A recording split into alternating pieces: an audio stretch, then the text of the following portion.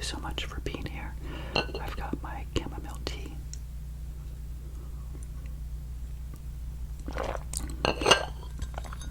Hopefully you are relaxing and you're ready to spend some time with me, not only relaxing but thinking about the possibility of your future when it comes to money.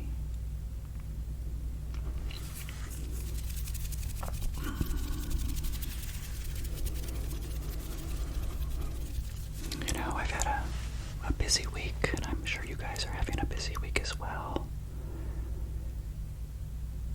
It's good to be busy, isn't it?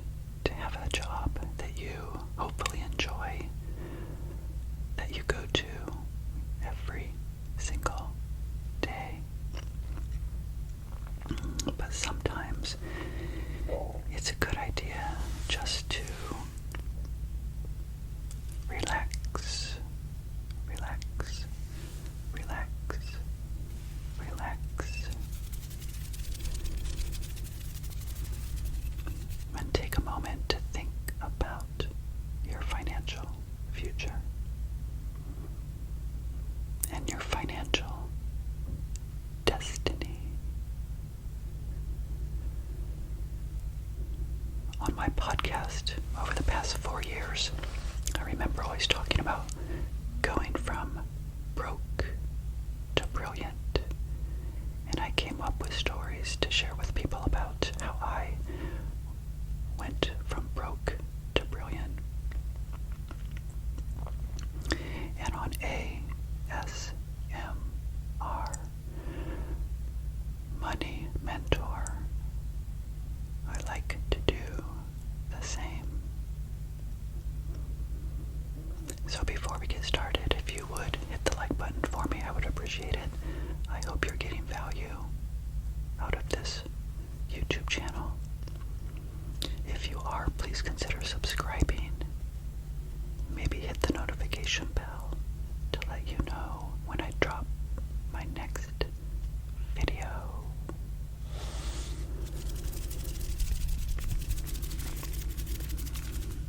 And I'm still talking through my journey towards and getting to financial independence, which I like to say came in the year 2020. When, as I shared with you last time, that in 2020 I got to that $1 million net worth, and you know, I have to say it was the most exhilarating moment of my life. So for those of you that are struggling with money, I'm so happy that you're here. I've been reading the comments. I love the comments. Keep the comments coming. I just love how this channel hopefully will become a place where people can relax, for number one, kind of take it easy, and communicate with each other in the comments about your financial journeys. You may be coming to this channel with lots of money worries. You may have already mastered a lot about money. Maybe you're like I was in 2010, when I had maybe a net worth of, it must have been about 100,000 maybe, because as I shared with you last week, in 2012 it was about 200,000. You know, I was 44 years old. For those of you that are new to my channel, you may not know that I'm 58 years old now. And I like to bring awareness to people as a money coach about what is truly possible with their financial future. Your financial future is in your hands and nobody else's. Nobody is going to tap you on the shoulder and say that you should do this or you should do that.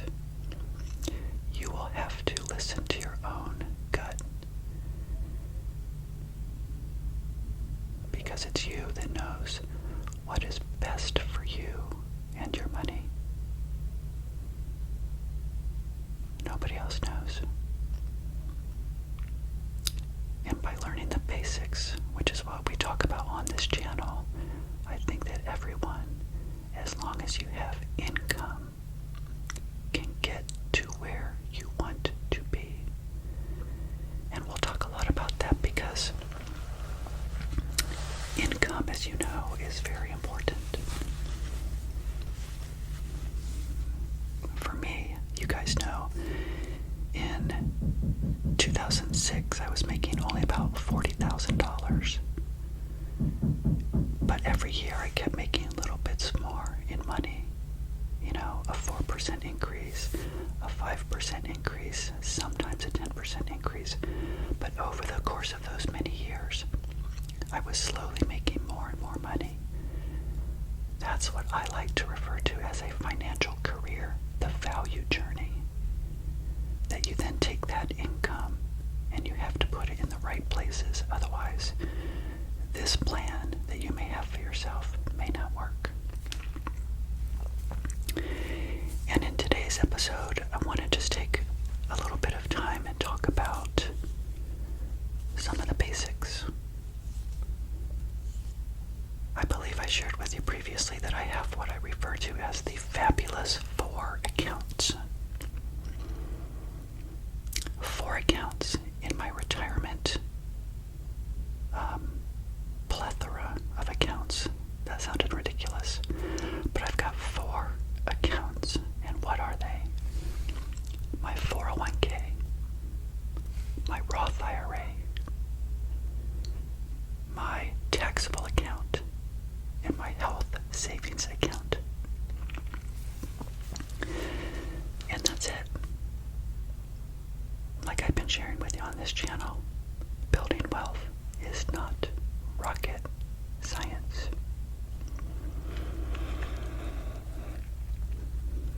Now, of course, those 4 vehicles are just that. They're vehicles that you put your money into.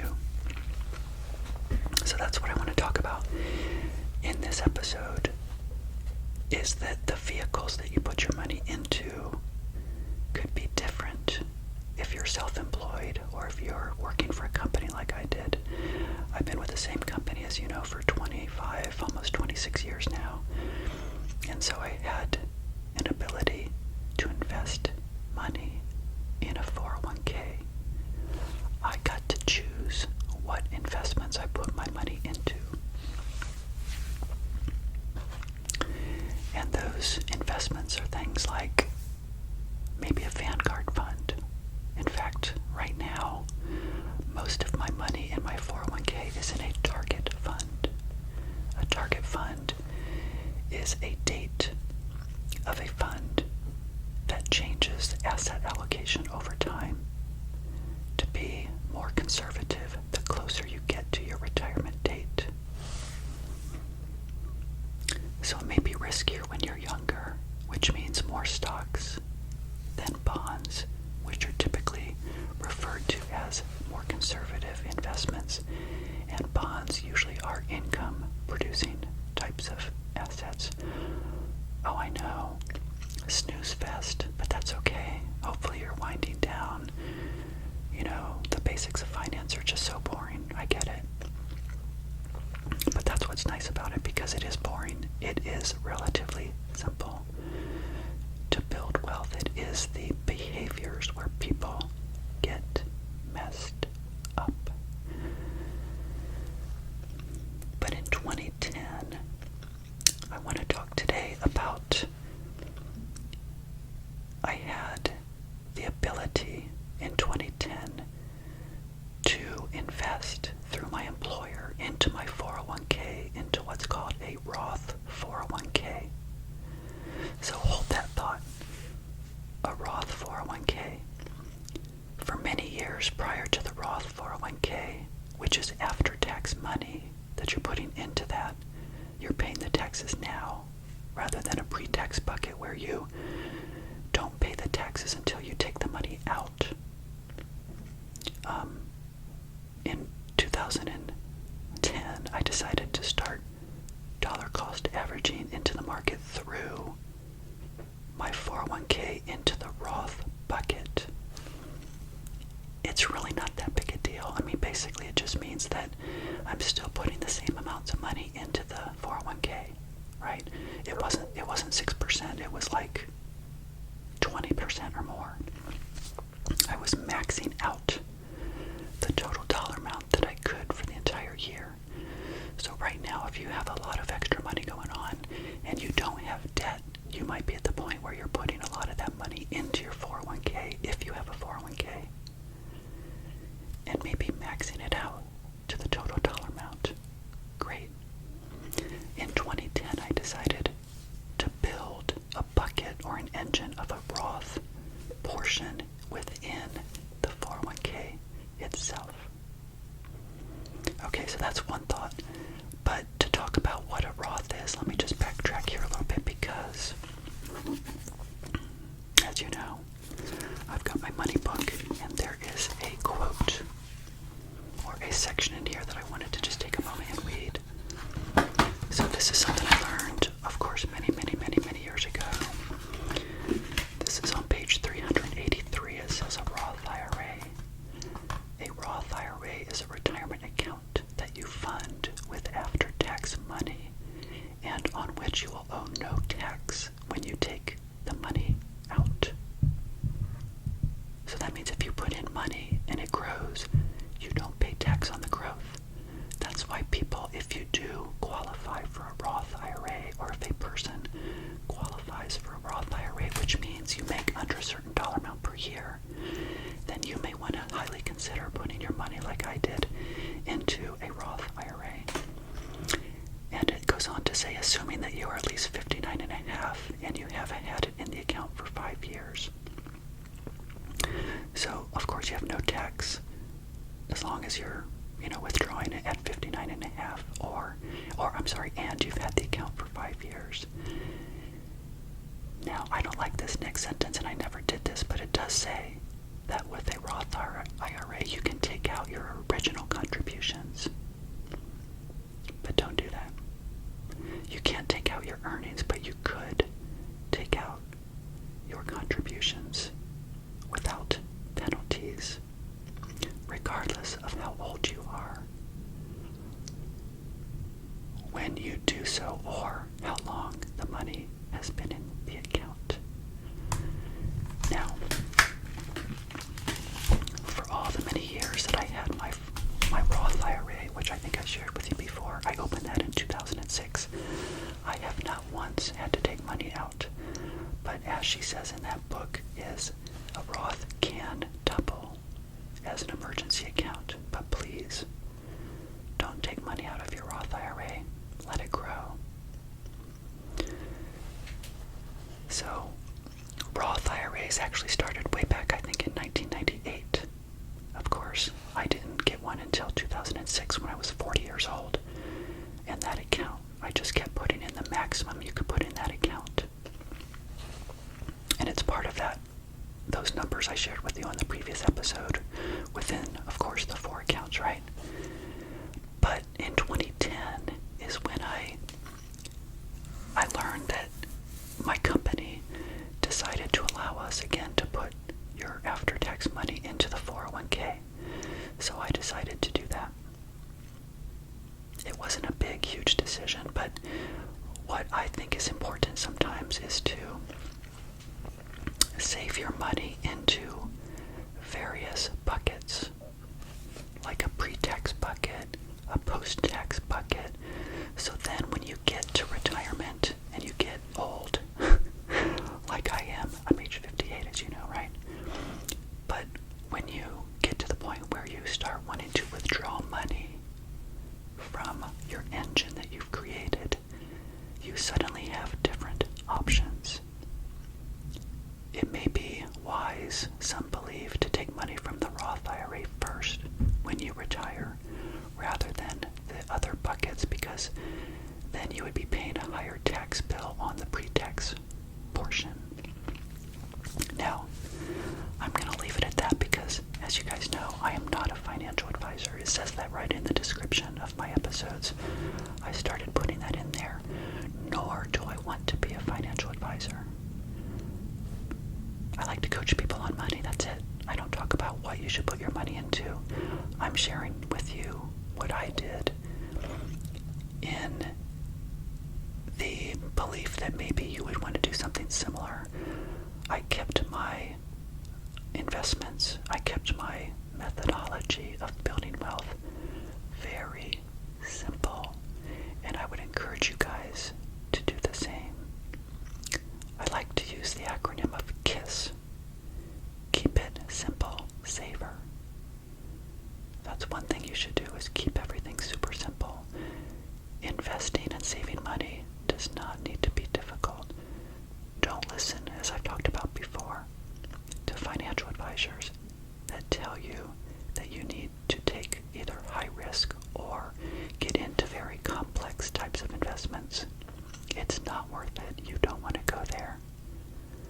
They want you to believe that it's complicated. And why would they want you to believe that wealth building is complicated? To give the perception of their value to you. But in my opinion, when you are accumulating your wealth,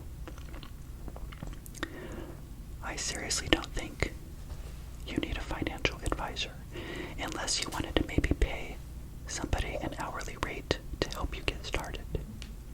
I don't think there's anything wrong with that. Or a money coach, or somebody to help guide you towards what you may want to do. Now, with that being said, I'll have subsequent episodes where I do believe that advice can come into play. For example, with me, I do not like taxes. I don't understand them, nor do I want to understand taxes. I'm not interested. I'm interested in the accumulation phase. That's what I was good at. That's what I want to share with you on this channel, are the behaviors, the methodologies, the thought processes, the actions that you need to take to do well with money.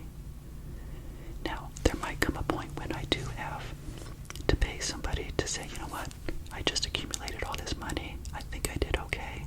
I've got some pre-tax money here. I've got some post-tax money here. Now, when I retire, I know I hate that word, when I want to segue into living off of the engine that I've created, then I'm going to need help. I think I shared with you I have a lot of my investments with Vanguard. A lot of people in the personal space, especially from the FIRE movement, which I'll probably talk about on other episodes. The FIRE movement, I don't know. People are saying it kind of died. I'm not sure if I believe in that. But my goal was never to retire early anyway. Maybe a few years, which I will probably do. But I still gleaned a lot of knowledge by listening to the FIRE people. Financially independent, retire early. But I'm going to need help with somebody to talk to me about the distribution phase. Okay, so I want you guys to put focus where focus is due, and that is paying down your debt, getting your emergency fund, getting your investments going, and continuing to do that month after month and year after year. So that's what I had for you guys today on this episode of ASMR Money Mentor. Do me a favor, hit that like button. I would really appreciate it. Consider subscribing to my channel as well.